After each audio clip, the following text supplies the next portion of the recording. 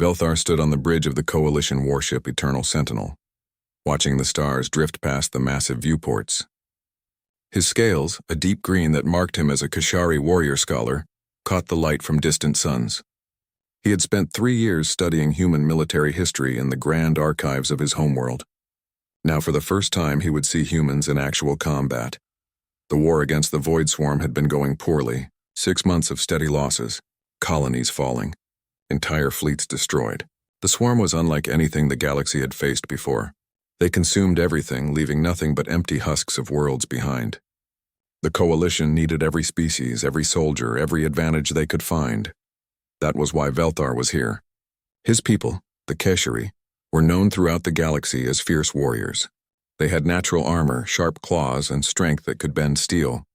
Velthar himself had killed 12 enemies in his first battle at the age of 16. It was expected. It was tradition. But he was also a scholar, tasked with documenting this war for future generations. The door to the bridge slid open. 5 humans walked in, wearing standard Coalition combat armor. Velthar studied them carefully. They were small compared to most species. No claws, no natural weapons, soft skin that could be cut so easily. He had read that humans were considered average in almost every physical category. Not the strongest, not the fastest, not the smartest. Just average. The human in front removed his helmet. He had short black hair and tired eyes. "Captain Hunsik Park," he said, extending his hand. Velthar knew this gesture. He reached out with his clawed hand and shook it carefully, trying not to cut the soft human skin. "Velthar of Keshar," he replied. "I am assigned to document your operations." Hunsik smiled. It seemed genuine. "Welcome aboard. This is Lieutenant Jiwon Kim, Corporal Daeho Choi, and Private Minho Lee." He pointed to each one. Jiwon was a woman with sharp eyes who nodded at Velthar. Daeho was young and grinning. Minho looked nervous, which made sense since his armor still had that new shine to it. "We ship out in 2 hours," Hunsik said. "Mission briefing in the war room." Velthar followed them through the corridors. He noticed how the humans moved. Casual, relaxed. They joked with each other about something called coffee and complained about the quality of the ship's food.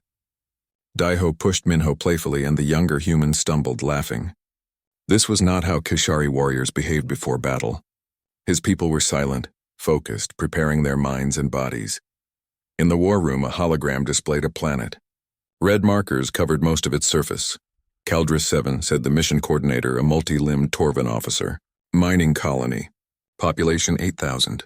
Fell to the swarm 3 weeks ago. Intelligence suggests light swarm presence. Your objective is to retake the main settlement and secure the mining facilities." Velthar studied the hologram. 8,000 people. All dead now, most likely. The swarm did not take prisoners. They consumed. "Any chance of survivors?" Jiwon asked. The Torvan's facial tentacles drooped. "Unlikely. But standard protocol requires we check the emergency shelters." Hunsik leaned forward. "We'll check them all." "Every single one," the coordinator nodded. "You'll have support from Keshari shock troops and Torvan engineers. Standard formation.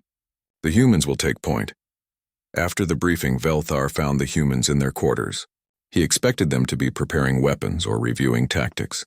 Instead, Daeho was showing Minho pictures on a small device. "My sister's wedding," Daeho said proudly. "Happened 2 months ago. Look at that dress." Jiwon sat in a corner reading something on a datapad, not a tactical manual. Fiction, Velthar realized. A story about a detective in ancient Earth.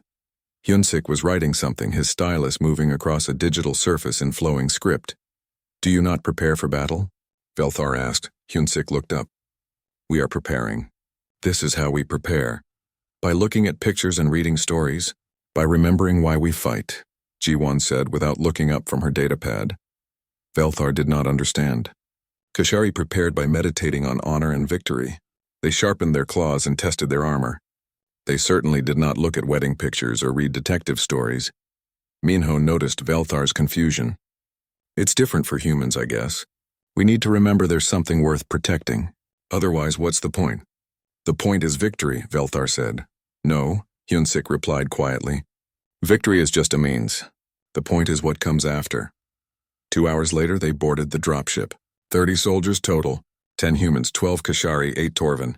The ship shook as it descended through the atmosphere.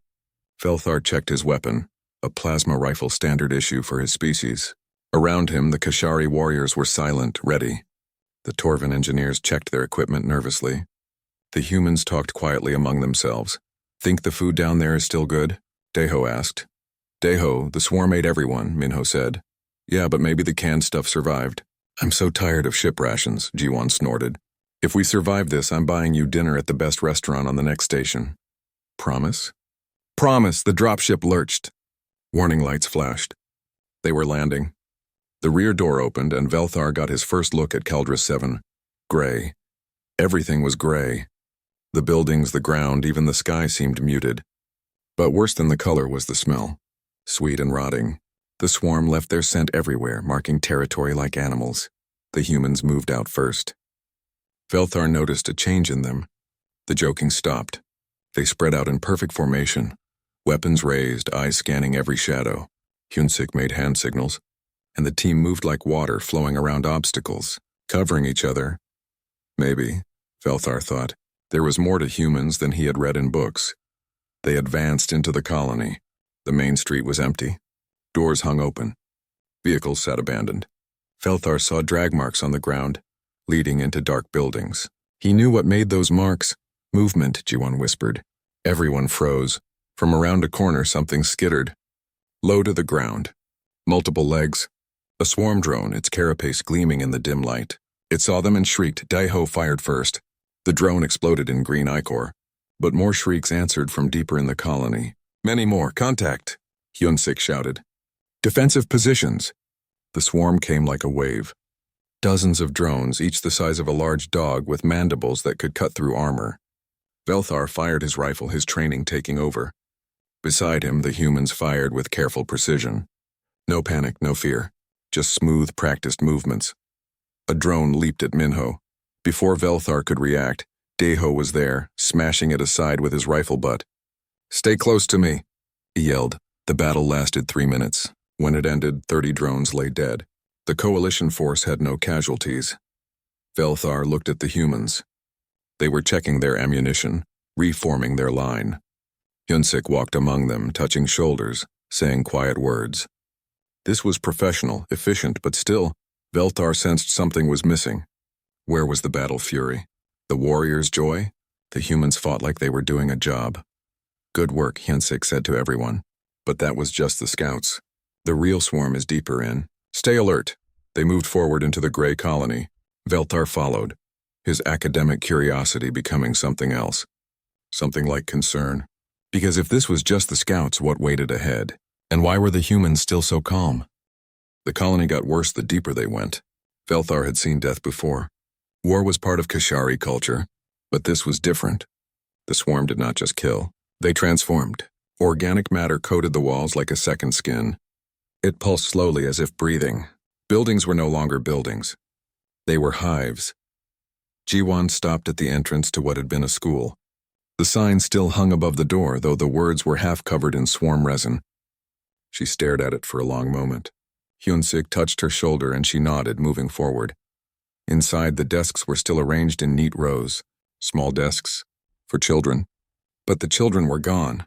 Only their belongings remained. Backpacks, lunch containers. A stuffed toy sitting on one desk, its fur matted with something Velthar did not want to identify. 8,000 people, Minho whispered. "Where are they?" "Consumed," said Velthar. It was the truth. The swarm was efficient. They leave nothing behind. "Check the basement," Hyunsik ordered. There might be emergency shelters. They found the stairs and descended. The smell got stronger. That sweet rotting smell that made Velthar's nostrils close. At the bottom, they found the shelter door. It was open. Emergency light still flickered inside. Bodies lined the walls. Not consumed, just dead. Men, women, children. They had died huddled together, holding each other. Velthar saw no wounds. "Suffocation," Jiwon said quietly, checking one of the bodies. The swarm sealed the air vents. They died slowly. Deho turned away. Even through his helmet, Velthar could hear him breathing hard. Minho had stopped at the entrance, refusing to go further in. Hyunsik walked among the dead. He stopped at one body, a young woman still clutching a child. He knelt down and gently closed their eyes. Then he stood and walked back to his team. His face showed nothing, no anger, no sadness, nothing. Mark the location, he said. Recovery teams will come later. We keep moving. They left the school. The Kashari warriors with them were quiet now. Even they who prided themselves on strength seemed disturbed. The Torvan engineers moved closer together, their tentacles twitching nervously. But the humans were different. They had become quieter, yes, more focused. But Velthar noticed something else. They checked their weapons more often. Their movements became sharper. It was like watching ice form over water. The surface was calm, but something was changing underneath. They reached the colony's central plaza. The fountain in the middle still ran, water flowing over swarm resin. Jiwan scanned the area with her equipment. I'm picking up movement underground. The old mining tunnels. Could be survivors, Deho said. Could be swarm, countered one of the Kashari warriors, a female named Shaltor. We should call for reinforcements before going down there. Hyun-sik studied his tactical display. The nearest reinforcements are 6 hours away. If there are survivors, they don't have 6 hours. If there are survivors, Shaltor said. You saw the school. You saw what happened. No one survived this. We check anyway, Hyun-sik said firmly. Shaltor's scales rippled in annoyance, but she nodded. Kashari respected strength of will, even from smaller species. They found the tunnel entrance near the colony's edge. A massive shaft that descended into darkness. Mining equipment sat abandoned around it. Velthar's heat sensors showed multiple contacts below. Many contacts. Whether they were swarm or survivors, he could not tell. Jiwan, Deho, Minho with me, Hyun-sik said. Everyone else secure the entrance. If we're not back in 2 hours, seal the tunnel and call for orbital strike. You are taking only 3 soldiers? Velthar asked. There could be thousands of swarm down there. That's why we're taking only 4. A small team moves faster, can hide better. Hyun-sik looked at Velthar. You coming? You're here to document, right? Velthar should have said no. The smart choice was to stay with the main force. But something made him nod. I will come. They descended into the darkness. Emergency lights cast everything in red. The walls were covered in swarm resin, thicker here than above. It formed patterns like veins in a body. Velthar realized with disgust that the entire tunnel system had become one massive organism. Their footsteps echoed. Somewhere in the distance they heard clicking. The sound of swarm drones communicating. Many drones. They walked for 30 minutes, going deeper. The air became hot and humid. Velthar's armor cooled his body, but he could feel the heat trying to push through. The humans seemed unbothered. Jiwan stopped suddenly. She held up her fist, the signal for halt. Everyone froze. She pointed to a side tunnel. Velthar strained his hearing.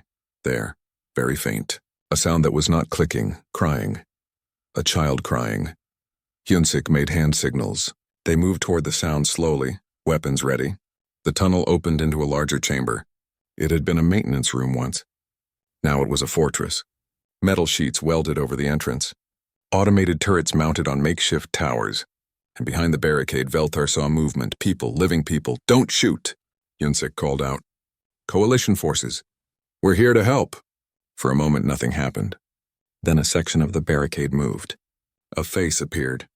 A woman covered in dirt and blood holding a rifle. Prove it, she said. Say something only a human would know. Hyun-sik thought for a moment. The rain in Spain stays mainly in the plain, the woman laughed. It was a broken sound, like glass shattering.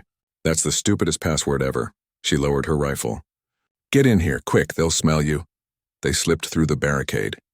Inside, Velthar counted 47 people. Most were children, huddled together under thermal blankets. A few adults, all injured, all exhausted. They stared at the soldiers with hollow eyes. The woman who had challenged them collapsed against the wall. Sora Park, she said. I'm a teacher. Was a teacher. She looked at Hyun-sik and her eyes widened. Appa, Hyun-sik, Appa. Hyun-sik stared at her. Sora, little Sora. He pulled off his helmet. What are you doing here? You were supposed to be on Earth. I took a job. Wanted to see the galaxy. She laughed again, that same broken sound. Great decision, right? They were siblings. Velthar could see the resemblance now. The same eyes, the same stubborn set to their jaws. How did you survive? Jiwan asked. We ran when the swarm first landed. Made it down here, sealed the entrance. We've been here for 3 weeks killing any drone that found us. Sora gestured to the walls. Scorch marks everywhere. empty shell casings littering the floor. But we're out of food, almost out of ammunition. I was starting to think we'd have to choose between starving or being eaten. Hyun-sik knelt beside her. You did good. You kept them alive. We'll get you out. How? There are thousands of swarm between us and the surface. I've been listening to them. They know we're here. They've just been waiting. Waiting for what? Minyo asked. As if in answer, the lights went out. Emergency lighting kicked in a second later, bathing everything in red. And then they heard it. Not clicking. Something worse. A sound like grinding metal mixed with a scream. It came from everywhere at once, echoing through the tunnels. That, Sora whispered. They were waiting for that. Velthar felt his scales rise in instinctive fear. In all his years as a warrior, he had never heard a sound like that. It was wrong. It made something deep in his brain want to run. What is it? Daeho asked. Jiwon checked her scanner. Her face went pale. Contact. Multiple contacts. No, that can't be right. She looked up. I'm reading 3,000 swarm signatures. And they're all moving toward us, 3,000. Velthar did the math. There were 5 of them. 47 civilians. Against 3,000 swarm drones, we need extraction, he said. Now, Hyun-sik was already on the radio. Sentinel, this is Park, we have survivors. 47 civilians. Requesting immediate extraction. The response crackled back. Negative, Park. Swarm activity has intensified across the entire colony. We're engaged in orbit. Extraction not possible for at least 6 hours. 6 hours. They would all be dead in one. Hyun-sik looked at his team. At his sister. At the children huddled in the corner, watching with frightened eyes. Velthar waited for him to make the logical choice. Leave the civilians. 5 trained soldiers could fight their way out. 47 people, most of them children, could not. Acknowledged, Hyun-sik said into the radio. We'll hold position. Park out. He turned to his team. Jiwon, get these people ready to move.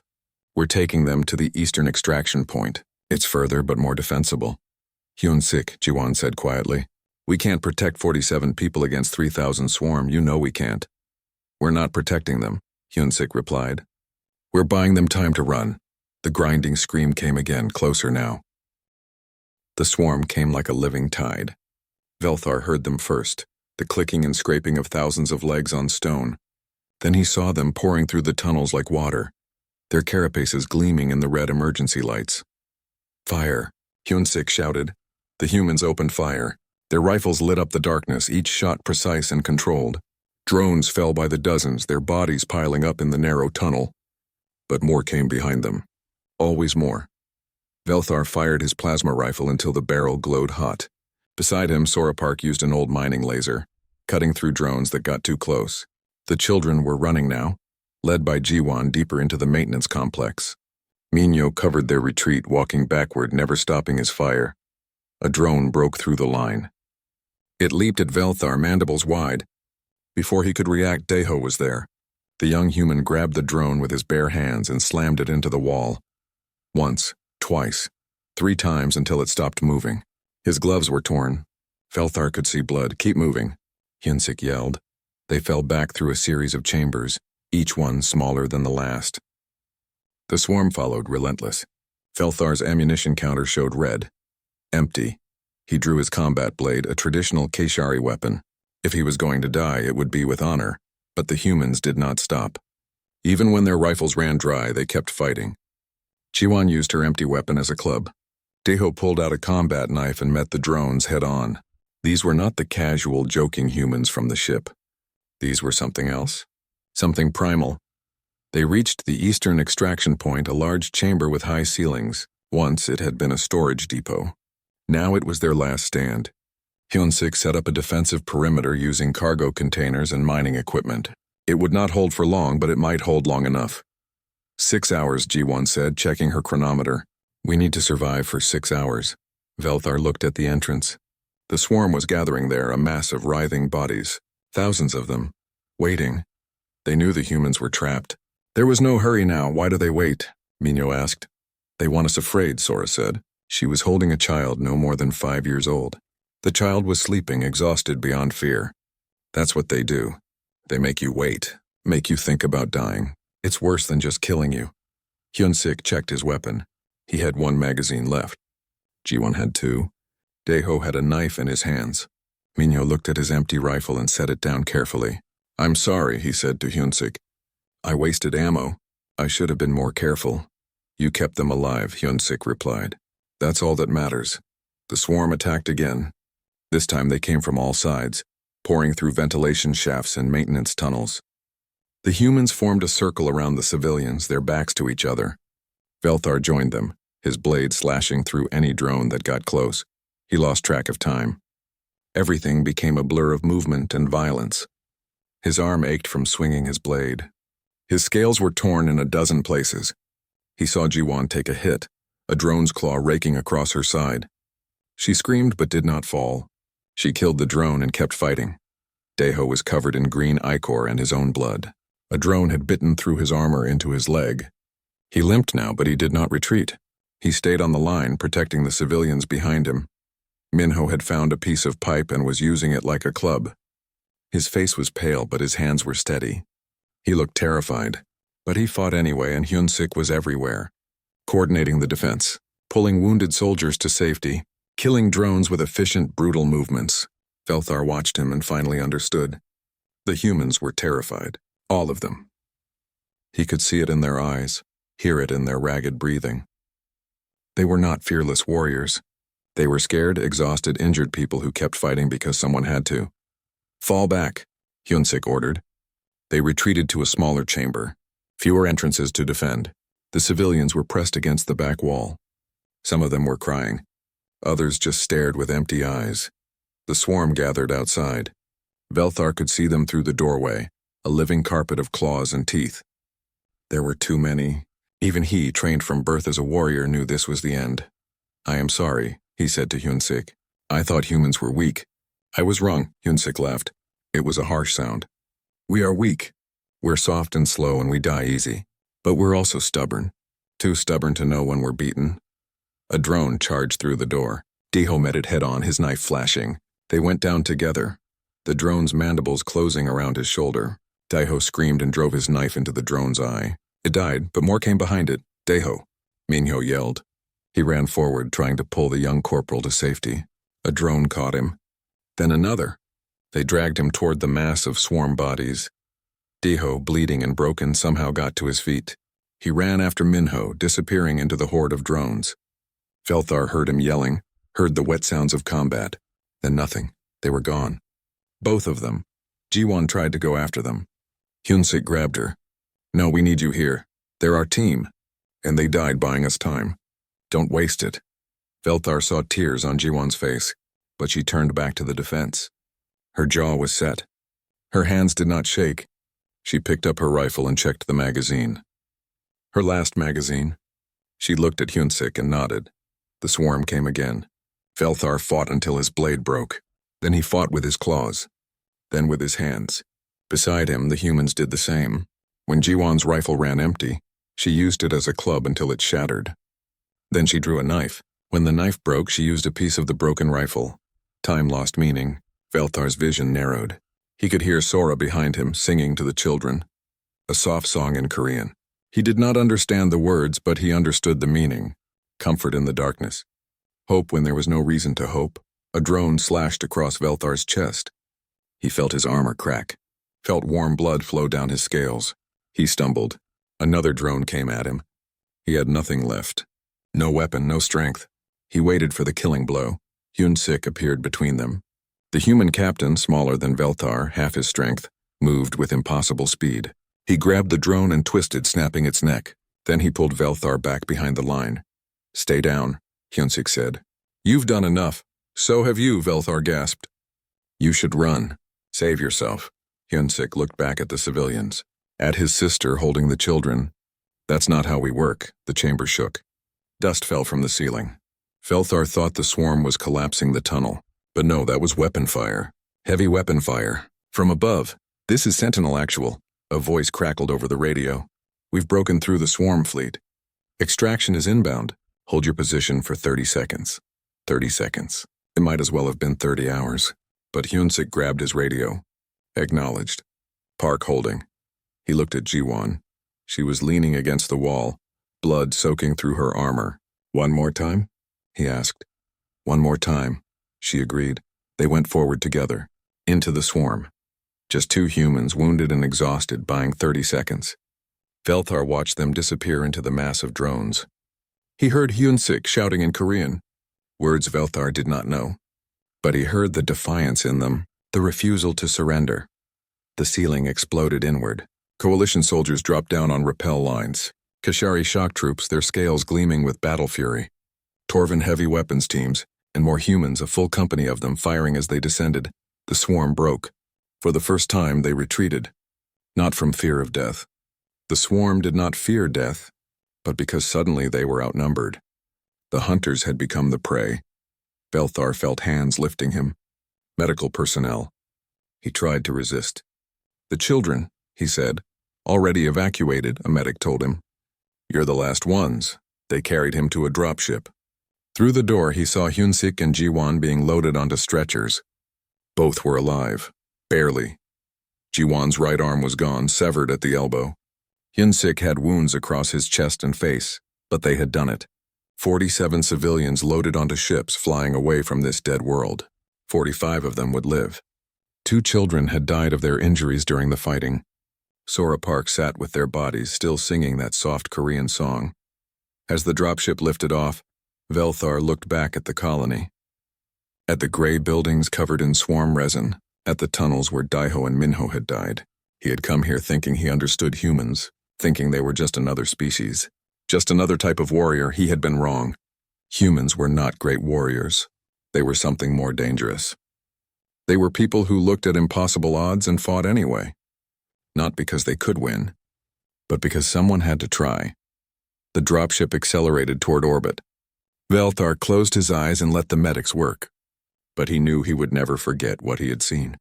Never forget the terror in human eyes, or the fact that they fought despite it. That was the truth beneath. Humans were afraid. They just refused to let fear stop them. Velthar woke up in the medical bay 3 days later. His chest was wrapped in regenerative bandages, and tubes fed nutrients into his bloodstream. His body hurt in ways he had never experienced. Not just physical pain, something deeper. A medical officer, a kind Torvin named Pilsik, checked his vital signs. You are fortunate, she said. 10 centimeters deeper and that claw would have pierced your heart. You will recover fully. The humans, Velthar said. Captain Hyunsik and Lieutenant Jiwon. Are they alive? Both survived surgery. The captain has multiple lacerations but no permanent damage. The lieutenant lost her right arm below the elbow. We could not save it. Pilsik's tentacles drooped in sympathy. She is in the recovery ward. Would you like to see her? Velthar nodded.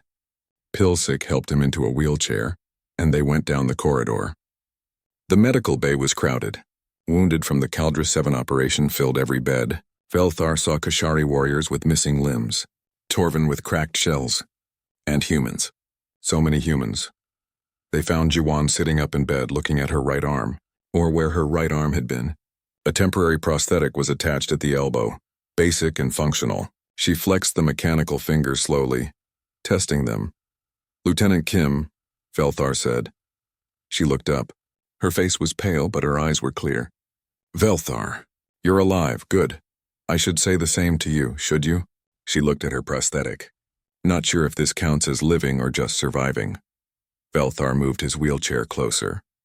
You saved those children. 45 people are alive because of you, and 2 are dead. 2 children who died while I was supposed to be protecting them. Jiwon's voice was flat. Daiho and Minho are dead too. Good soldiers, good people. They died as warriors. With honor. Jiwon shook her head. No, they died scared and in pain, fighting monsters in the dark. There's no honor in that. There's just necessity. Velthar did not know what to say. In Keshari culture, death in battle was the highest honor. But humans saw it differently.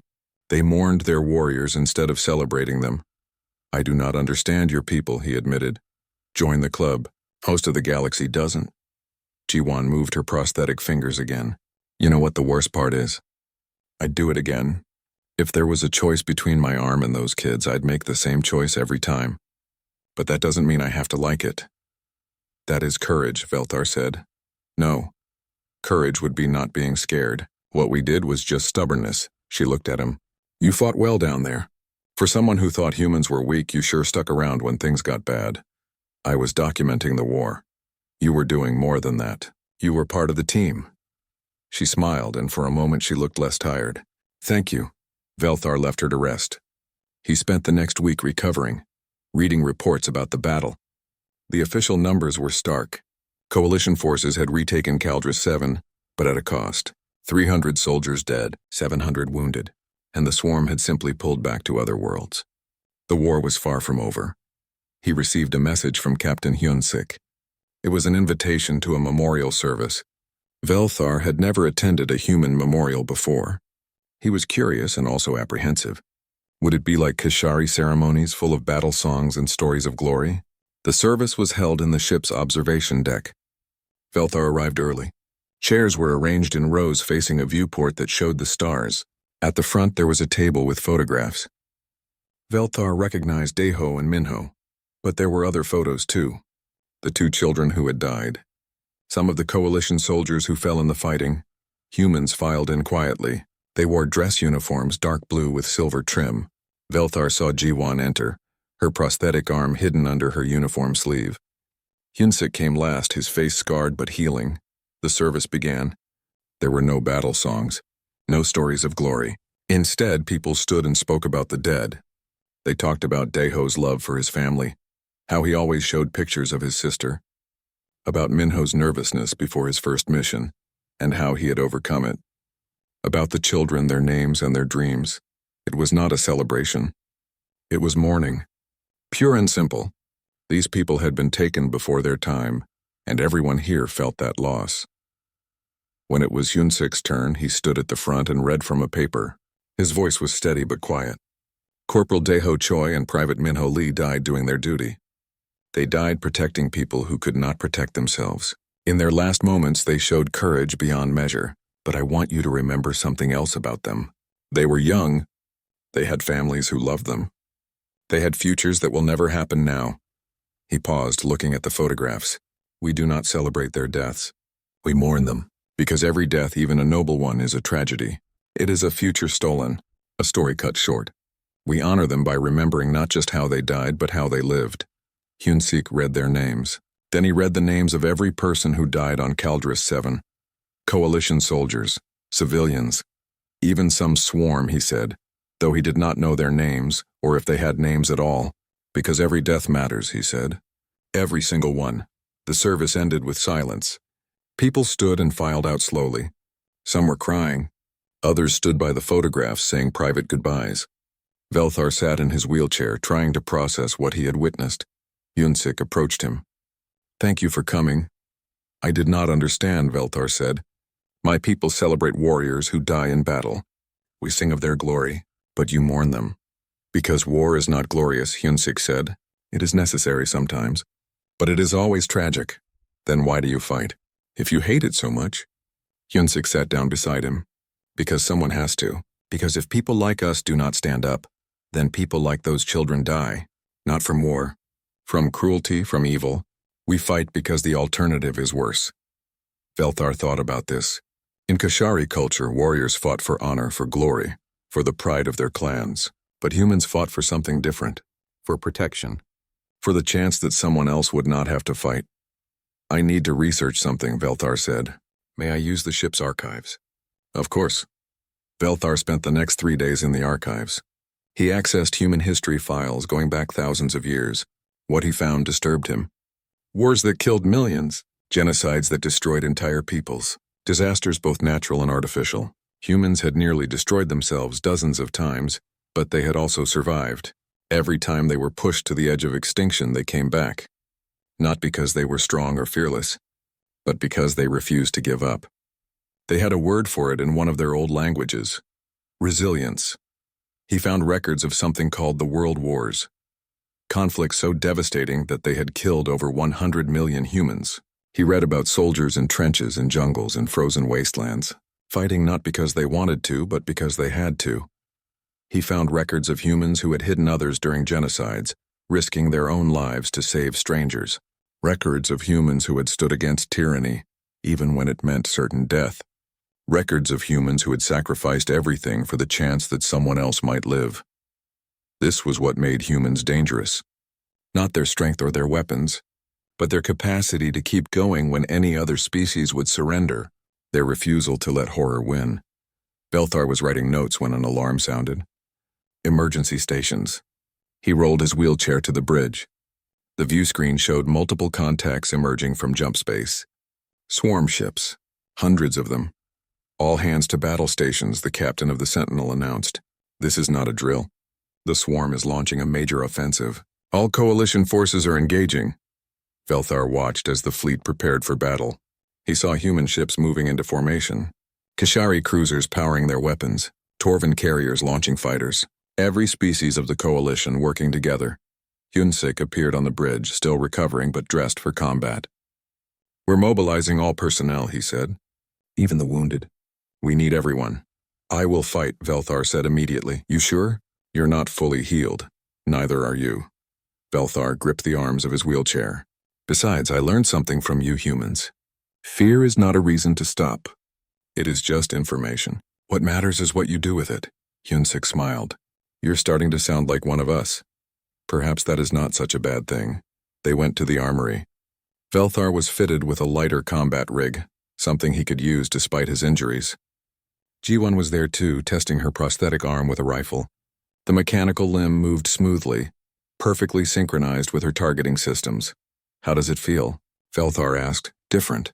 Better than no arm at all. She loaded a magazine. Besides, I owe the swarm for this. Time to collect interest. The ship shook as the battle began. Velthar went to his assigned station. Around him, humans and other species worked together, preparing weapons, coordinating defenses. No one looked confident. Everyone looked scared, but everyone was still working. Still preparing, still fighting, because that was what you did. When the darkness came, when the monsters appeared, you did not run. You stood, you fought, not because you were brave, but because someone had to be. 3 months passed. 3 months of continuous fighting. The swarm pushed hard against coalition defenses, and slowly, system by system, they gained ground. Velthar fought in 12 more battles. He learned to move with his injuries, to compensate for his reduced speed. He learned to trust the humans fighting beside him. Captain Hyunsik reformed his unit. With Daeho and Minho gone, new soldiers joined. Velthar became an unofficial member of the team. The first Kashari to fight permanently alongside humans. It felt right somehow. Now they all stood on the bridge of the Sentinel looking at the tactical display. The swarm fleet was gathering at a place called Threshold Gate. It was a natural jump point, the fastest route to the core worlds where most species had their home planets. If the swarm took Threshold Gate, they would have access to trillions of lives. We cannot let them through, Admiral Kreshtok said. The Kashari admiral was old, his scales faded with age, but his mind was sharp. Every ship, every soldier. We make our stand here. The numbers appeared on the display. Coalition forces had gathered everything they could. 3,000 ships, 200,000 soldiers. It was the largest fleet ever assembled. The swarm had 15,000 ships. The bridge was silent. Everyone could do the math. 5-to-1 odds. Against an enemy that did not fear death, did not retreat, did not negotiate. We're going to lose, someone whispered. Probably, Admiral Kreshtok said, but we will make them pay for every meter. And perhaps, if we are lucky or blessed, we will buy enough time for the core worlds to prepare better defenses. Velthar looked at the humans in the room. Hyunsik stood with his arms crossed. Ji-won checked her prosthetic arm absently. They did not look afraid, but Velthar knew better now. They were terrified. They just did not let it control them. The battle began at dawn ship time. The swarm came through the threshold gate like a black tide. Their ships were not elegant like coalition vessels. They were organic, twisted, covered in the same resin that coated their colonies. They looked like tumors floating in space. All ships engage, Admiral Kreshtok ordered. The coalition fleet opened fire. Space lit up with weapons fire. Plasma cannons, railguns, missile swarms, energy beams. The swarm ships burned and died. But more came through the gate. Always more. Velthar was in a boarding team led by Hyunsik. Their job was to take the fight directly to the swarm, boarding their ships and destroying them from within. It was dangerous work, suicide work, but it was also effective. They launched from the Sentinel in a small assault craft. 12 soldiers total, 6 humans, 4 Kashari, including Velthar and 2 Torvin. They flew through the chaos of battle, dodging weapons fire and debris. Target acquired, the pilot said. Swarm cruiser, designation Hive 7. Breaching in 30 seconds. The craft shook as Swarm Point Defense tried to shoot them down. The pilot danced through the fire, cursing in a language Velthar did not recognize. They slammed into the side of the swarm ship. Magnetic clamps engaged. Breaching charges detonated. They rushed into the swarm ship. Inside was darkness and that familiar sweet rotting smell. The walls pulsed like living flesh. 'Cause they were living flesh. Swarm ships were grown, not built. Drones came at them immediately. The team moved like they had trained, covering each other, advancing through the organic corridors. Velthar fired his rifle, watching his ammunition carefully. He had learned not to waste shots. They fought their way to the ship's core. It was a massive chamber, filled with biomechanical systems that looked like organs. At the center was a pulsing mass that Velthar recognized as the ship's control node. "Plant the charges," Yunsik ordered. Jiwan and 2 other soldiers moved forward with demolition packs. Drones swarmed from side passages. Velthar and the others held them back, creating a wall of fire. His rifle overheated. He switched to his backup weapon, a simple projectile pistol. "Charges set," Jiwan called. "We have 2 minutes." They ran back through the ship. Drones followed. The walls themselves seemed to be reaching for them, organic tentacles extending from the flesh. They made it back to their assault craft with 30 seconds to spare. The pilot launched immediately. Behind them, the swarm cruiser exploded. 1 down. They returned to the Sentinel, rearmed and launched again. Then again. Then again. Velthar lost count of how many swarm ships they destroyed. Time became meaningless. There was only the next mission, the next fight. On their 6th run, something changed. The swarm ships began pulling back, forming a defensive sphere around the threshold gate. The Coalition fleet paused, confused. "What are they doing?" Admiral Kreshtok demanded. The answer came through the gate. "A ship." No, not a ship. Something else. It was massive, 10 times the size of the largest Coalition vessel. Its hull was covered in eyes, thousands of them, all moving independently. Looking, watching. "What in the void is that?" a Torvin officer whispered. Velthar felt something wash over him. It was not physical. It was mental. A presence. Intelligent. Hungry. Hateful. This was the Swarm Queen mind, the intelligence that controlled the entire swarm species. The presence pushed at his thoughts. Velthar saw images, his homeworld burning, his people extinct, his history erased. Everything he was, everything he could be, consumed and forgotten. The terror was absolute. It was not just fear of death. It was fear of meaninglessness, of never having existed at all. Around him, Coalition forces were breaking. Ships began pulling back. Soldiers abandoned their posts. The psychic pressure was too much. Even the Kashari, proud warriors all, felt their courage falter, but the humans did not stop. Velthar looked at Yunsik. The human captain was pale. Sweat covered his face. His hands shook. Velthar could see tears in his eyes. But he was still standing, still giving orders. "All human units," Yunsik said into the fleet-wide channel. "We've faced worse than this. We've survived worse than this. Hold the line." Jiwan grabbed the pilot. "Get us to that queen ship now. Are you insane?" The pilot, a Kashari, stammered. "We'll die." "Then we die," Jiwan said simply. "But we're taking that thing with us." The pilot looked at her, at the other humans, at Velthar. Then he nodded and turned the craft toward the queen ship. The psychic pressure increased. Velthar saw his worst fears playing in front of his eyes. But he also saw the humans crying and shaking but still moving forward. He remembered what Yunsik had said. Fear was just information. What mattered was what you did with it. Velthar pushed the fear aside. Not gone, he could still feel it. But it did not control him anymore. "I'm with you," he said to the humans. Other voices echoed across the fleet. Kashari warriors finding their courage again. Torvin engineers returning to their stations. Every species in the Coalition, inspired by human stubbornness, choosing to stand. Their assault craft flew toward the queen ship. Swarm fighters swarmed around them. The pilot danced through the fire. They were hit twice. 3 times. Warning lights blazed across every console. But they made it. They breached the queen ship's hull. Inside was different from other swarm vessels. The walls were smooth, almost crystalline. The psychic presence was overwhelming here. Velthar felt his thoughts becoming sluggish, confused. "Move," Hyunsik grunted. "Don't think. Just move." They fought their way deeper. No drones appeared. The Queen Mind had a different defense. It attacked their minds directly. Velthar saw his teammates stumbling, fighting invisible enemies. He saw one Kashari warrior drop his weapon and start screaming. Velthar grabbed him. "It is not real. Focus on what is real." The warrior looked at him. Slowly his eyes cleared. He picked up his weapon. They reached what had to be the core, a massive chamber filled with bioluminescent light. At the center floated the Queen Mind itself.